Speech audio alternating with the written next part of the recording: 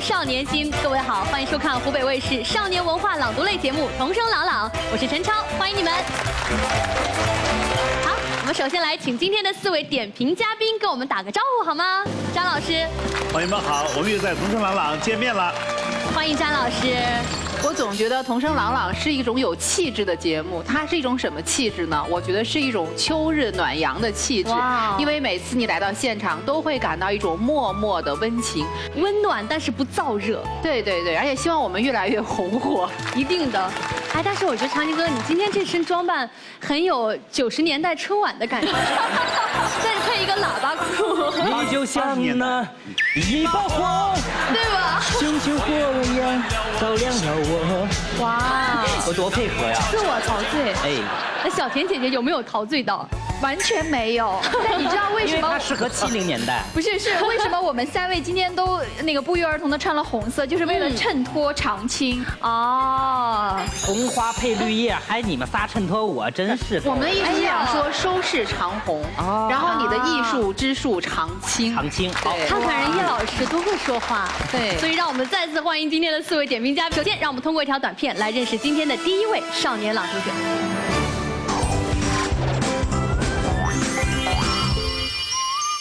小新，我都回来这么长时间了，你怎么还在看这一页呀？是不是偷懒啦？妈妈，人家看书就是慢慢，有什么办法嘞？我才没有偷懒嘞。我叫高晨迅，是一个总是慢半拍的男孩。看书慢，入戏慢，很多事情都需要一遍又一遍的练习才能做好。你们可能觉得我有点笨，其实我觉得吧，只要肯学，笨也没什么不好。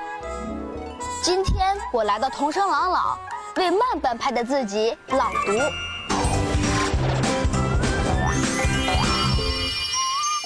让我们掌声有请来自河北邢台的少年朗读者高晨迅，有请。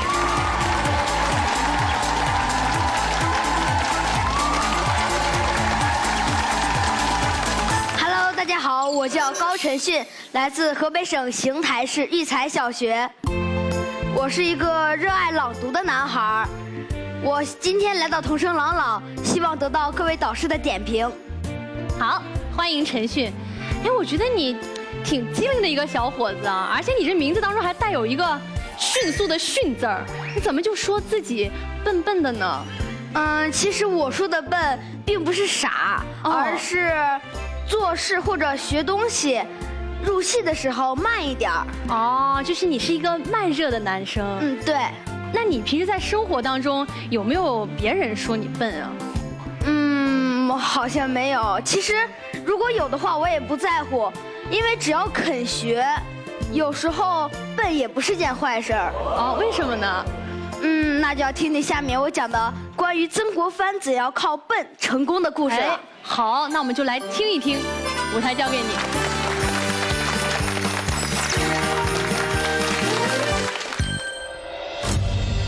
晚清第1名臣曾国藩，他是中国历史上赫赫有名的人物。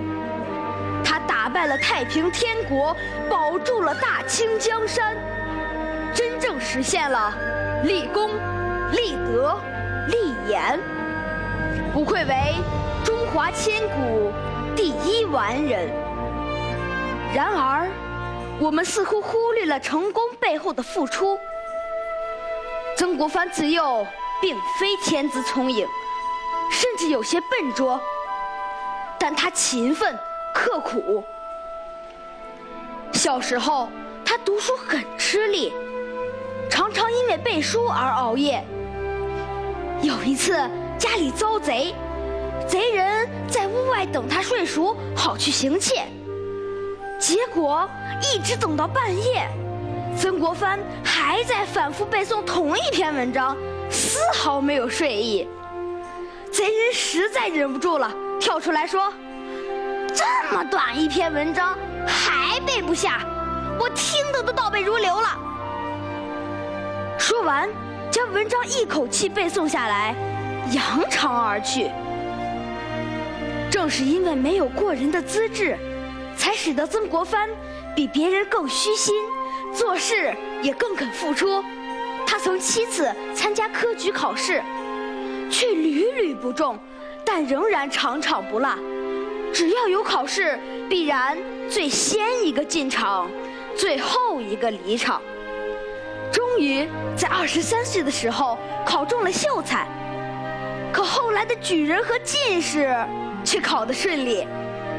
正是因为之前的基础打得牢固，曾国藩先生一生的经历告诉我们，人的天资固然有差别，但勤奋才是能否成才的决定性因素。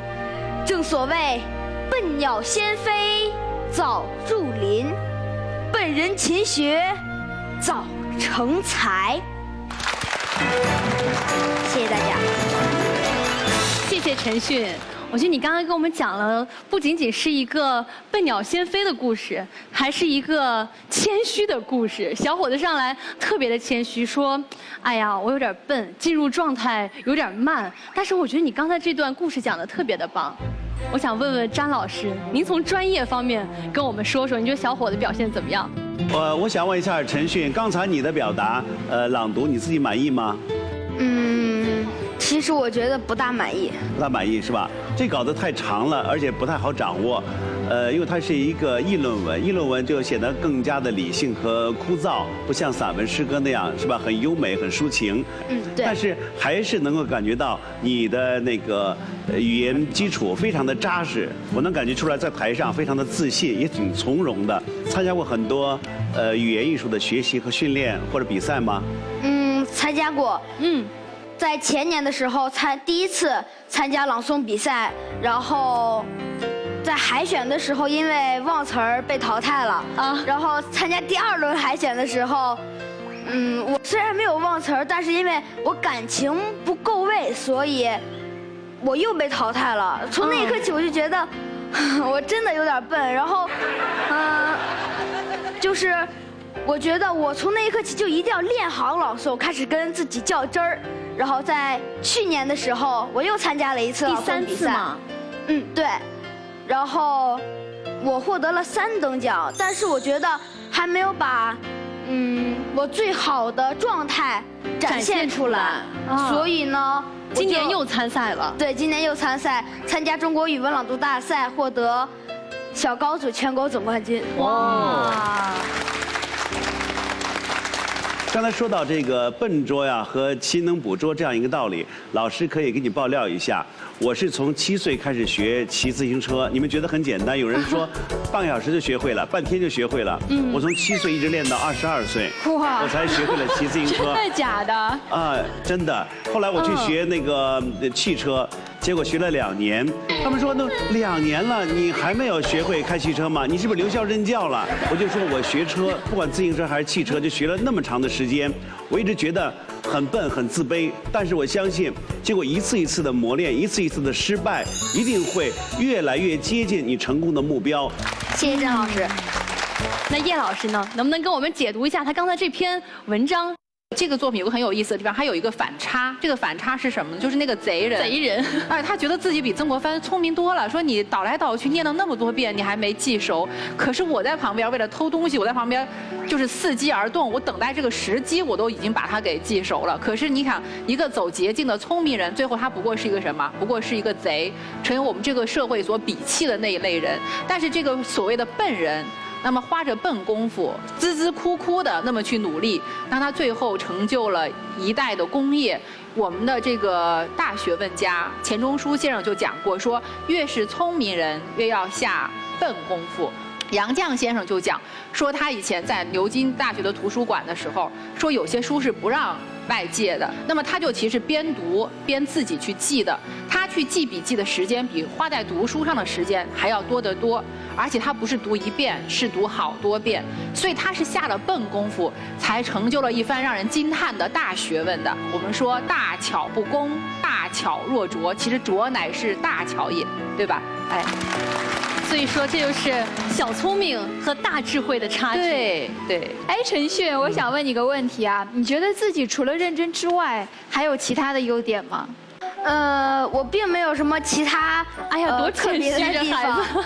我跟其他小朋友一样，喜欢养小动物，然后我养过3只小鸟，养了7年，然后小鸟，我想问一问，就是小鸟它本身可以达到的一个理想的寿命是多少年？好像10几年吧。大概10年。对， 10年好像是。哇，然后我还养过仓鼠，然后现在我收养了一只流浪猫。流浪猫。就是被买来了以后，然后主人不想要它了，又把它给丢弃了，然后它就流落在我们家的院子里，然后，每天呢我就去喂喂它，但这是偷偷的喂，因为不想让我妈知道。为什么呢？结果因为妈妈不让是吗？妈妈可能会不同意我养猫。哦。然后有一次我妈不小心看见我去喂猫了，然后我就给她讲这个事儿是怎么样的，然后妈妈就说同意我养猫，但是我妈妈有洁癖，不让猫进我家门儿，所以我就在楼道里边给它安了一个家。哦。上学的时候它就在楼道里等我，然后它好像会记着点儿一样，每当快要放学的时候，它就去大门口迎接我，然后我每次跟它玩都特别特别开心。所以慢慢的你和小猫之间也有一种默契了。对。而且我觉得你的这种爱心也在慢慢的改变着你的妈妈。最开始说不让你养，现在可以在楼道里养，说不定哪一天妈妈就说，哎，来把小猫请到家里来吧。好，那我们来看一看今天现场的4位嘉宾会给我们勤奋又谦虚还有爱心的陈迅多少朵小红花呢？陈旭的情商非常的高，因为他开得起玩笑，懂得自嘲。就我觉得更珍贵的是，他这么小的年纪懂得笨鸟先飞的道理，把这个童真和坚毅这2种特质结合在一起，我觉得是特别的难得。所以我特别的喜欢你，我要给你4朵小红花。谢谢长青哥哥。其实今天看到了你，我有的时候在想我自己，如果有一天我有孩子了，这时候老天说，我有2个选择，一个是天赋，一个是努力，你会选哪一个？我觉得我会义无反顾的去选择努力。为什么？因为真的有很多很聪明、很棒的孩子，最终败给了天赋。所以这就是为什么我们看到很多我们说神童，最终长大之后他甚至都不如普通人。我觉得就是因为这个道理。不是有句老话说得好吗？聪明反被聪明误。对，没错。所以我觉得人生中啊，千万不要耍小聪明，而是要踏踏实实的走好人生的每一步。所以我要给陈迅5颗星，加油！希望你一直保持下去。好，谢谢小田姐姐。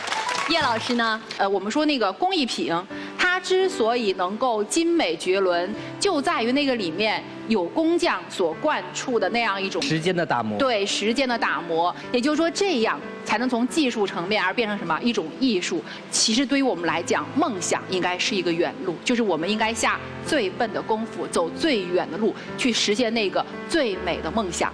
所以我要给这个陈迅4朵小红花。好，谢谢叶老师。我们这个社会、这个时代的孩子啊，应该说聪明的太多了，太聪明了。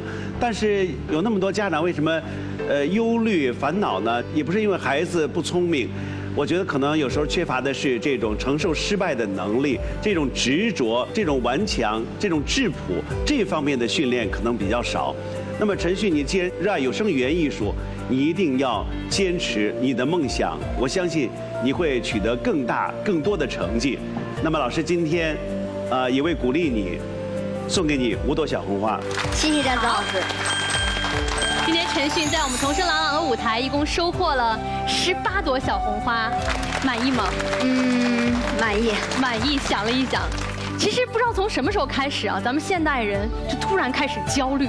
就总怕自己不够聪明，总怕自己跟不上这个社会发展的快节奏。所以我觉得，在这样一个快节奏的生活当中，陈迅这么小的年纪能够摸索并坚持属于自己的一个打引号的慢节奏，是非常难能可贵的。所以我希望陈迅在你未来的人生道路当中，你依旧能够一步一个脚印，稳扎稳打，走好你人生的每一步。再次感谢你，谢谢。再见。好，让我们通过短片来认识下一位少年朗读者。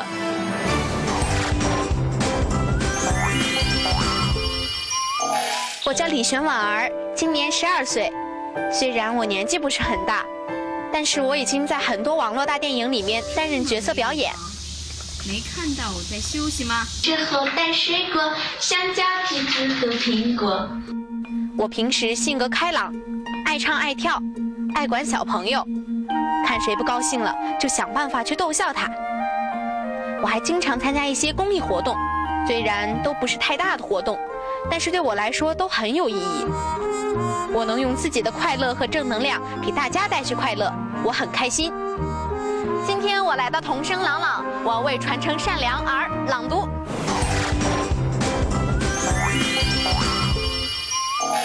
让我们掌声有请来自陕西西安的李玄婉儿，有请。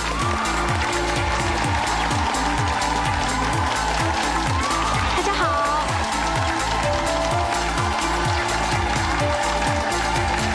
欢迎你。各位老师，大家好，我是李玄婉儿，今年12岁，来自陕西西安市第10中学。欢迎你，婉儿，这是个阳光少女哈。哎，我觉得你名字特别有意思。你看，你又是西安人，你的名字婉儿跟上官婉儿有什么联系吗？我的名字婉儿，玄是金嗓子周旋的玄，婉是上官婉儿的婉，玄和婉都有美和玉的意思。父母希望我成为内外兼修的好孩子。哇，看看伶牙俐齿的小姑娘。你刚才在短片当中介绍啊，说自己只要看到任何人有点不开心，你都会想办法的逗他开心。你一般用什么办法来逗大家？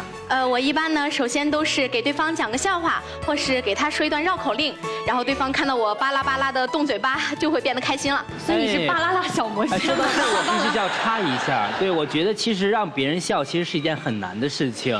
我也不知道为什么今天长青哥哥吧，就是这个，哎呦，身体不工作适吗？餐没吃饱，瞬间有点不太开心。是吗？如果对你说，婉儿，我想要让长青哥哥开心，你会怎么办？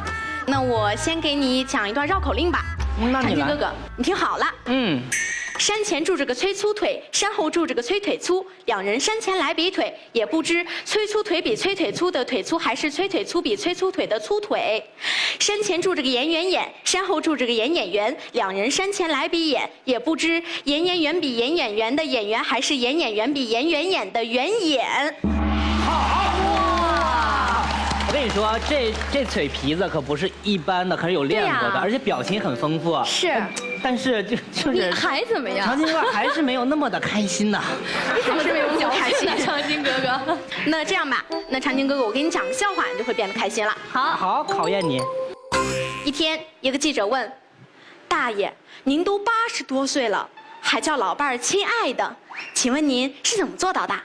大爷说：“哎呀，别提了。前几年突然忘记他叫啥了，又不敢问。”谢谢婉儿，我真的绷不住了。啊，就是真的这个很搞笑，就是你再有任何烦恼都会烟消云散。谢谢婉儿，她真的有这个魔力，让人开心。一个开心果哈。对。那我想问问婉儿，你今天给我们带来的要朗诵的篇目是什么呢？不会是一段笑话的合集吧？不是，我要带来一首王蒙老师写的一篇文章，叫做《善良》。好，那我把舞台交给你。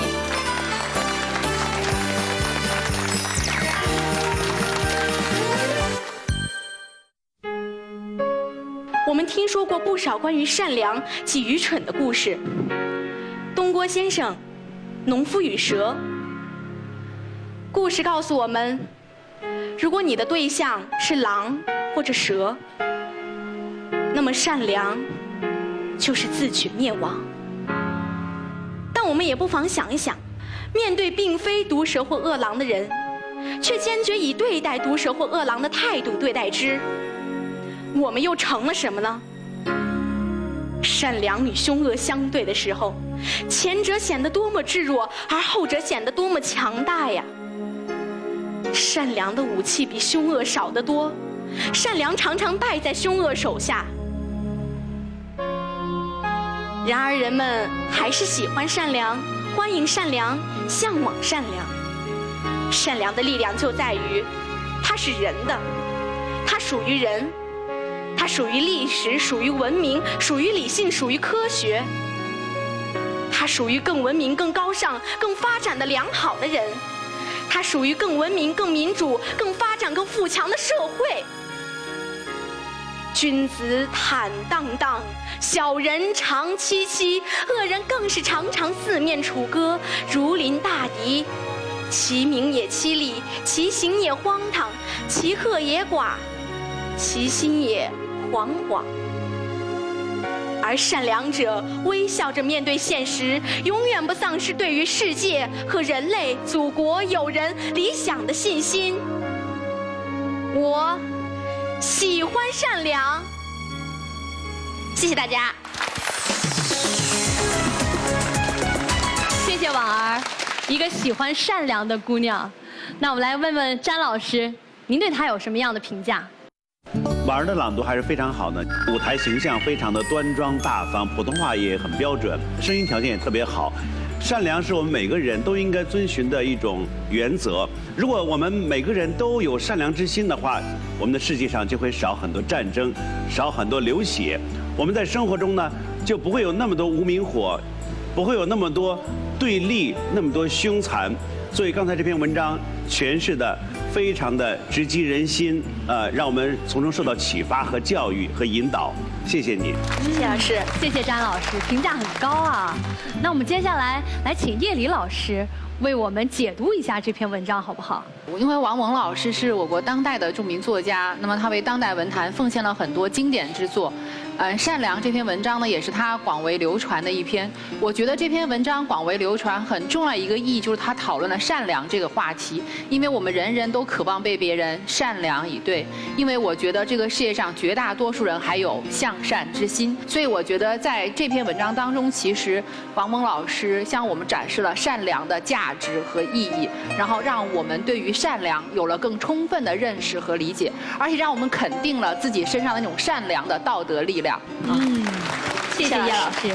那我想问问婉儿，你特别喜欢善良，你觉得自己是个善良的人吗？我自己就平常比较喜欢帮助同学，很乐于助人。比如说，我就比较喜欢帮助在班上那些成绩不太好的同学。我会放学后把他们请到我家里来，然后一块儿互相学习、互相辅导、互相进步，再让他们在我家里吃完饭之后再把他们送回去。所以我们班上的家长都说，老师都管不了男生，就只有婉儿能管得了。天哪，真厉害！真是老师的好帮手，同学的好伙伴。是啊，在我小的时候，如果遇到这样的同学，我们都会管他叫做孩子王。可是我觉得你的爸妈应该挺头疼的吧？因为一般我觉得，身为家长，他肯定是希望自己的孩子去跟学习好的同学在一起玩耍，而且他会觉得说，我的孩子如果管这么多事儿，会不会影响学习？没有，我们家里不会，因为我爸爸妈妈从小就教育我要多多去帮助别人。我小时候是生活在姥姥姥爷家里的，我姥爷是名医生，然后他退休之后就天天在家里给小区的大人小孩看病，是免费的那种。有时候我穿小了的衣服，还去给那些需要的人们，大家相处的都特别的融洽，就像亲人一样。是吗？有一次我放学回家路上，我亲眼看到了一位大爷倒在地上不省人事，嘴里好像是被什么东西给堵住了，呼吸不了了。然后这时候我妈妈就赶紧冲上去，从大爷嘴里面掏出来特别多吃的，然后慢慢把大爷给救活了，还给了大爷50块钱。言传身教。没有，所以在他身上我们就能想到，我们经常会说嘛，孩子的行为就是父母的行为，孩子就是父母的镜子。对，因为姥姥姥爷或者是妈妈，他们用善意对待这个世界，潜移默化就让她形成了这种善良大气的女孩，特别棒。对，因为我有的时候晚上散步，在小区底下碰到了爷爷奶奶，然后我就会给他们去捶捶背，然后爷爷奶奶就会问我，哇，最近学什么新歌？我就会唱歌给他们听。他们那时候听我唱歌都非常的投入，很幸福。其实我那个时候我也挺幸福的。真好，真像个小太阳，每到一个地方都发光发热，都特别受欢迎。后来我为了帮助更多的老年人，我还经常定期去敬老院看望老人。是你自己主动要求要去的吗？第一次的时候，我是过去参加一个活动去的敬老院，然后我当时看到那些老人们，我就觉得他们特别的孤单，是需要人陪的。后来我就要求我妈妈经常带我去敬老院看望老人们，还给他们讲故事啊、唱歌、跳舞，给他们我的画儿，他们都特别开心。啊，这些爷爷奶奶特别的幸福，对，他们真的是收获到了你给他们带来的快乐，同时你也收获到了被需要，感觉自己的存在。我也收获到了快乐，特别棒。然后刚才有说到一点，你说你会去敬老院里面陪那些孤单的老人，会给他们唱歌。一般你都会给他们唱什么歌曲啊？我一般都会给他们唱好听的歌曲。好听的歌曲，那有多好听呀？有多好听？要不然这样，现场要不然给我们唱一下，让我们感受一下有多好听，好不好？好不好？好的，那我今天就唱一首经常给老人唱的《外婆的澎湖湾》。好，我们一起来聆听。他居然会唱这首歌，说实话我很惊讶。我猜他学习这首歌是因为他知道敬老院的老人们都很喜欢，那是他们那个年代的。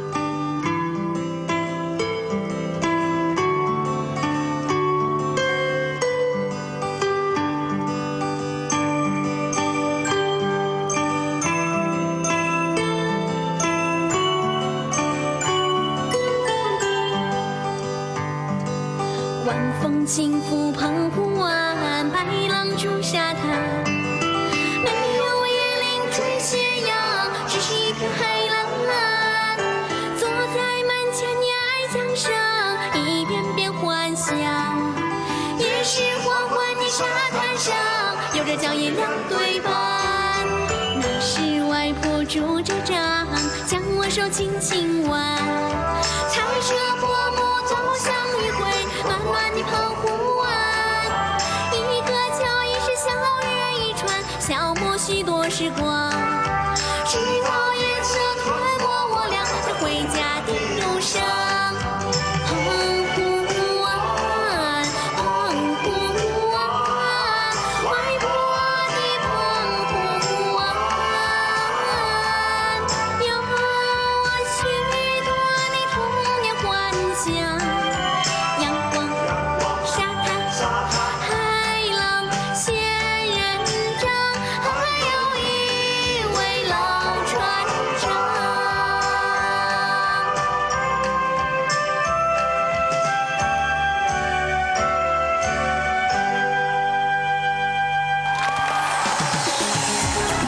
谢谢婉儿，好有感染力的一段唱跳表演，也让我想到了当年的自己。我记得我可能在她这么大的时候哈，也是梳着一样的马尾辫，然后穿着这样的小裙子，也唱过这首歌，也是对我们那个时候可能会下基层给基层官兵就是表演节目啊对，所以说。在你身上看到了姐姐的当年，回到了童年。对，我觉得要是我有小红花的话，我一定会给她5朵。哎呦，看到了吗？陈超姐姐真的开始帮你拉票了。那么各位老师，请发小红花吧。我就喜欢婉儿身上这种纯净，我就希望你长大以后步入社会，不管遇到开心的事还是不开心的事，都要保持这份特别珍贵的纯净，让更多的人感受到你心灵的美好，好不好？我要给你4朵小红花。谢谢老师，谢谢长青哥哥。刚才陈超说刚才那首歌你小时候也会唱，对吧？你应该也唱过，我也唱过，对长青应该也会。但是像婉儿这个年纪，她居然会唱这首歌，说实话我很惊讶。我猜她学习这首歌是因为她知道敬老院的老人们都很喜欢，那是他们那个年代的歌曲。我还以为现在的小朋友都在唱什么喵喵喵猫猫的那首歌曲，所以我觉得婉儿身上这种善良劲儿、这种用心劲儿，深深地打动了我。所以小田姐姐要给你5朵小红花。谢谢姐姐。我刚才看见婉儿的这个表现，我就在想，我觉得她是一个特别富有又很动人的姑娘。她刚才讲到了爸爸妈妈和姥爷的那样一种善举，他们其实是以自己的言行在进行一种示范和教育。其实我们今天经常提说家规、家训、家教，我觉得这个对于善良的这个价值的肯定，培养孩子有一颗向善之心，心存善念，与人为善。所以我希望婉儿就以这样散发生命馨香的姿态，然后去引领更多的人跟你一样向善求善。所以我今天给婉儿4朵小红花。谢谢老师，谢谢叶老师。婉儿非常的可爱，今天在舞台上的表现，无论是朗读还是演唱，我觉得都留下很深刻的、特别美好的印象。你一定是由内而外的这种美好和善良，所以你的作品表达非常的顺畅，非常的真实和自然，而不是说2张皮把词背出来就可以了。你是内心真的有这种向往、这种感受，才言由心生，面由心生。那么今天老师呢，想送给你5朵小红花。谢谢老师。好，那今天婉儿在我们童声朗朗的舞台，一共收获了18朵小红花，很棒。谢谢。我突然想到了一个我们平时使用频率还挺高的词，叫做心田。我们把人的心灵比作一方沃土，那我觉得婉儿就像是一个播撒善良的小天使。我希望你在以后的生活和学习中，可以把这份善良播撒到更多人的心中。再次感谢你，谢谢。再见。再见。好，让我们通过短片来认识下一位少年朗读者。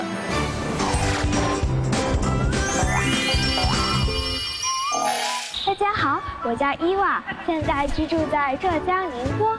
我的故乡在最遥远的阿尔巴尼亚，那是一个淳朴快乐的地方。4岁半的时候，我跟着爸爸妈妈来到了中国，和身边的老师同学一起学习中文、数学。不管在阿尔巴尼亚还是在中国，我都很幸福，因为我和我的爸爸妈妈在一起，他们给我力量，让我成为更好的自己。今天我来到童声朗朗，就是为现在拥有的生活而朗诵。让我们掌声有请来自浙江宁波的少年朗读者伊娃。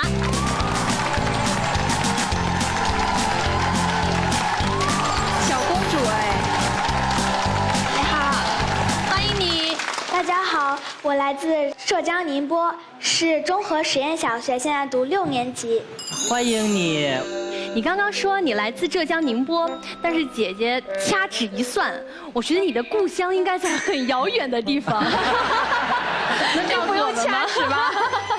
我的故乡在欧洲阿尔巴尼亚。哦，阿尔巴尼亚，能不能给我们介绍一下你的故乡呢？那边虽然是个很小的地方，但是呢，它的自然环境啊，各个地方都非常的美。然后那里的人都过得很淳朴快乐。哎，那我们先这样吧，给大家一个更直观的感受，我们来看一看阿尔巴尼亚具体在哪个位置。好。可能很多中国的观众并不是那么的了解。没错，因为我都没有去过。哎。阿尔巴尼亚被标出来了，它是好远啊！对，它是地处东南欧的这个海陆交通要道上，是咱们国家提出的一带一路战略的一个非常重要的地方。对，而且中国和阿尔巴尼亚的友谊很早就开始建立了，而且明年好像将迎来中国和阿尔巴尼亚的建交的70周年。是，而且我觉得爱旅游的朋友啊，以后可以考虑一下阿尔巴尼亚。对，就阿尔巴尼亚已经开通了，就是对中国直航吗？不是直航，它是持普通护照可以在旅游旺季，也就是每年的4月1日到10月31号都可以免签。就中国的公民可以去到阿尔巴尼亚，那是一个很好的消息啊！而且“一带一路”也使得我们有了我们2个国家在经济、文化各个方面都有了更多的合作和交流的机会，建立了更紧密的联系，太好了。那你是几岁来到中国的呀？4岁半。那在中国也生活了好多年了，所以说你的中文讲得特别好。对。那你今天的朗诵，你是准备用阿尔巴尼亚语还是用中文呢？当然是中文了。长青哥，你不要把我当成外国人。我中文没有把你当成外国人，只是怕阿尔巴尼亚我听不太懂。所以说，伊娃对自己的中文是特别的自信的。哎，对。那你今天会带来什么朗诵篇目？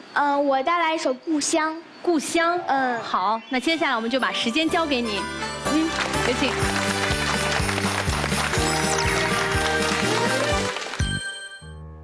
没有离开故乡的时候，故乡是一幅铺在地上的画。我在画中走来走去，只看见天边遥远的云霞。远远地离开了故乡的时候，故乡是一幅挂起来的画，一抬头便能看见。每当月下透过一层薄薄的纱。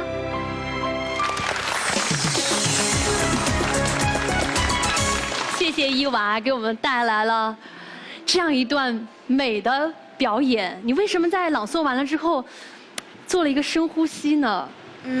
因为我回想起了之前就是在故乡的时候跟亲人们的玩乐啊，还有一些互动，然后真的想家了，是不是？有多久没回家了？其实说实话，今年刚回去。就是因为但不是每年都回去，是已经过大概5年了没有回去，所以这次一定要回去了，一定要回去了，已经迫不及待了。而且刚才姐姐在台下啊，曾经闭上眼睛感受了一小段，觉得真的就像是一个中国的小朋友。但是我知道詹老师您的耳朵，那跟我们可不一样。您能不能跟我们评价一下他刚才的这段表演怎么样？是啊，伊娃的朗诵把我给震惊了。刚才在跟主持人交流的时候，你的那种表达、那种思维方式，包括你们之间的这种语言的对接，我觉得你的思维完全是中国化的，对，是吧？根本就是瞬间的，完全是下意识的在表达你内心的情感。就是说，把中文说到这么好，真的沁入到你的骨子里了。骨子能听懂吗？就是你的内心。啊，为什么我这么激动呢？因为我们这一代人又拉到遥远的这个年代啊，我是60年代人。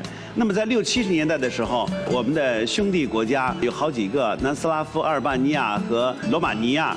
我印象最深刻的儿童电影，阿尔巴尼亚的《战斗的早晨》啊，《小贝雷》啊，《多瑙河三角洲的警报》，还有《巴布什卡历险记》，我都看了好多阿尔巴尼亚的电影。但是我今天是第一次跟阿尔巴尼亚的小朋友，面对面的接触了啊，一下也算圆了我一个梦。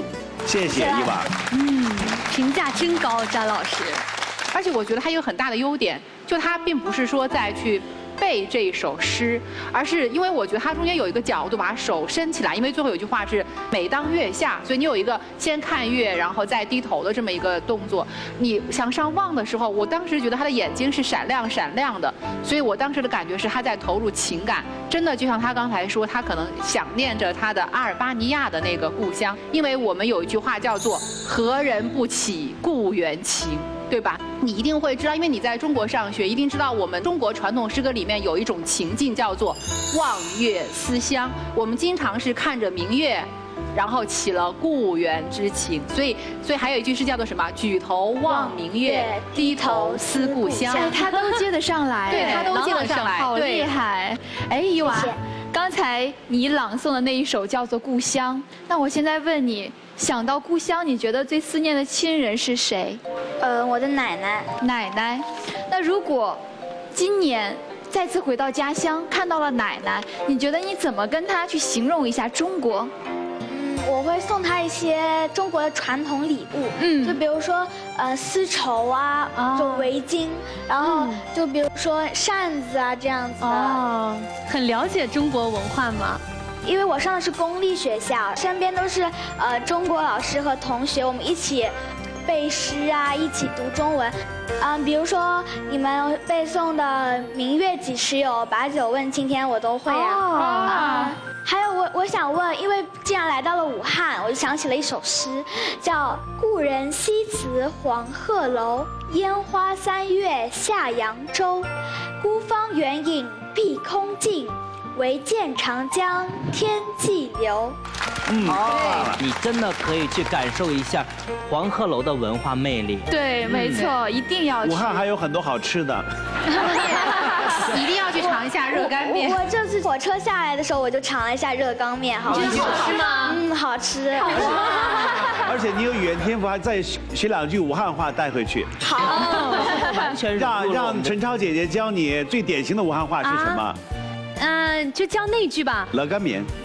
你起了毛？你起了苗？就是你吃了饭没有？你吃了吗？你起了苗？哦，哎，他这个挺好，语调是很到位的。对，他语调对，是。伊娃，我知道你是和爸爸妈妈还有弟弟一起来到了中国，而且定居在了中国。那你觉得中国有哪些地方吸引你们？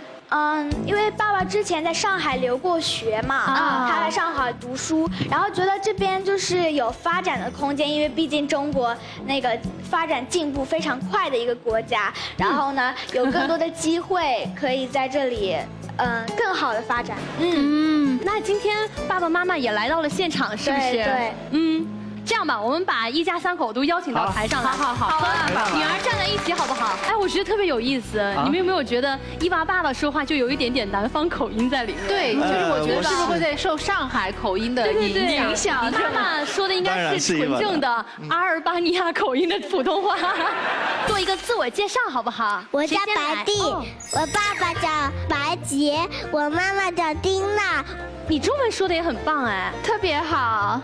哎，但我想问这个爸爸，那以后你们是会回阿尔巴尼亚呢，还是就留在中国了呢？我们这个不能很确定。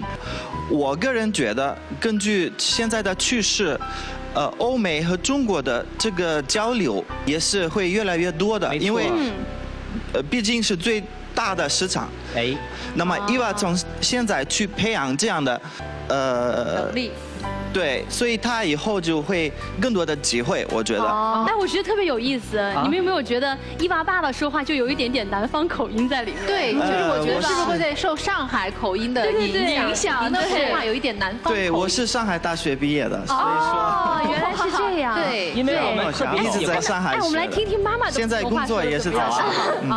来听一下请妈妈来的普通话。大家好。我很高兴来今天，然后看了这么多孩子，这里那个表现非常好，还有谢谢大家，还有谢谢导演，给我们这个机会，伊娃今天来这里，谢谢。好，我听出来了，全家普通话最好的是伊娃。对，伊娃妈妈说的应该是纯正的阿尔巴尼亚口音的普通话。其实我想听听弟弟的中国话。对呀，弟弟，你来跟我们说一说。这样，你跟姐姐说几句心里话好不好？来，姐姐表现怎么样？今天姐姐有什么想对姐姐说的？我希望评委老师能给我姐姐多一点小红花。哇，太会说话了。比如说，20朵。比如说20朵。哎，还有其他的选项吗？除了20朵，15朵是吗？还有19朵。19和20选择题。对。好，那我们就一起来看看今天伊娃的表现会收获多少朵小红花，好吗？其实我特别羡慕他们一家4口，因为我觉得虽然他们从阿尔巴尼亚来到了我们中国，算是背井离乡，但是我爸常跟我说一句话，他说只要我们家人都在一起，无论在哪里，我们都是家。所以呢，我就把我拥有的5朵小红花全部送给你。谢谢。好，谢谢小田姐姐。我希望你现在生活在中国，好好的享受在中国的每一个瞬间。就算长大以后回阿尔巴尼亚，也会是一个非常美好的纪念。刚才小田姐姐给了5朵，我再帮你凑5朵。哇，谢谢老师，谢谢老师。我记得我们以前有首歌特别流行，叫做《一起走吧，快乐老家》，是不是？对，有一首这样的歌。对，我就特别想倒过来说你们是快乐的一家人，所以向着太阳，向着阳光，向着春风，向着无限广大的世界，向着你的理想一起走吧。我也送给你5朵小红花，谢谢。对于伊娃来说呢，有2个家，一个是阿尔巴尼亚这样一个家，一个是中国这样一个美好的故乡。你会成为2国之间的一个友好的使者，一个桥梁和纽带。那么就是5朵小红花。谢谢老师。所以今年伊娃总共收获了20朵小红花。我觉得坐在台下的弟弟好像比姐姐还要开心，是不是？那今天我们要再次感谢伊娃，因为我觉得我们从伊娃身上真的是看到了中西文化的融合。你看啊，她穿着公主蓬蓬裙，但是衣领是咱们中国旗袍的小立脸儿，有着金色的头发，但是却说着一口流利的中国话。因为像你这样一个有爱的姑娘，走到哪里都可以成为你的家，因为爱是人类共同的语言。所以让我们再一次感谢伊娃，谢谢你，谢谢，再见，拜拜，再见，拜拜。好，那么到现在，今天的少年朗读者都已经朗诵完毕。微博和微信投票选出你最喜爱的那位少年朗读者。我们下期同一时间再见喽，拜拜。